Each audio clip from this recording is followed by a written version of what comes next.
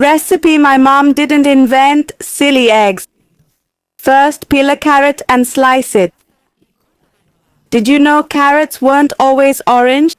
They were originally purple, red, or yellow. The orange version was developed in the Netherlands. Put the carrot in a pot with water and a pinch of salt.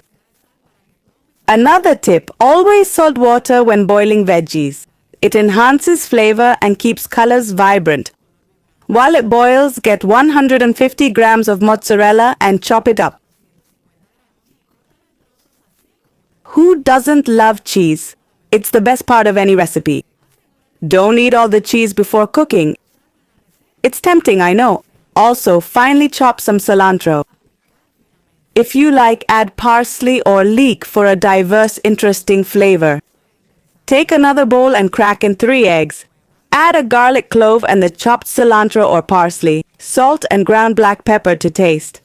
Black pepper's the diva of spices, always stealing the show. Did you know it was used as currency in ancient times? Now that's what I call valuable. Gradually add breadcrumbs to the mixture.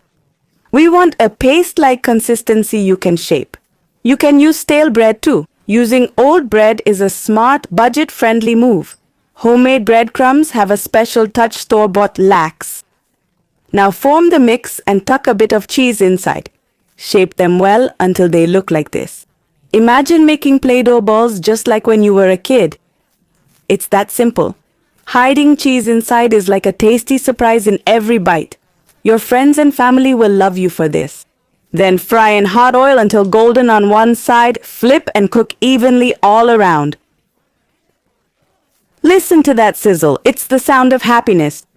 Don't overcrowd the pan. We want them crispy, not steamed.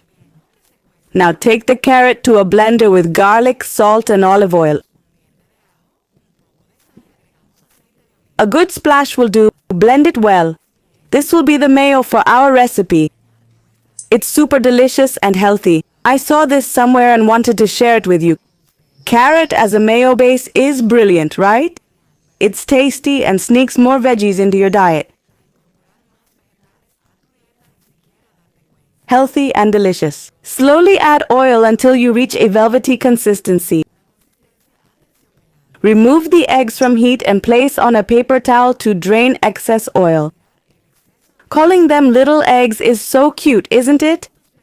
These tiny bites of joy are perfect for any occasion, from family gatherings to movie nights, and there you have it. They're called silly eggs. Yes, you heard that right. And no, my mom didn't make it up. The things you learn as an adult. Recipe names can be so quirky and fun. Anyone else have funny food name stories from their grandmas? Share them in the comments below.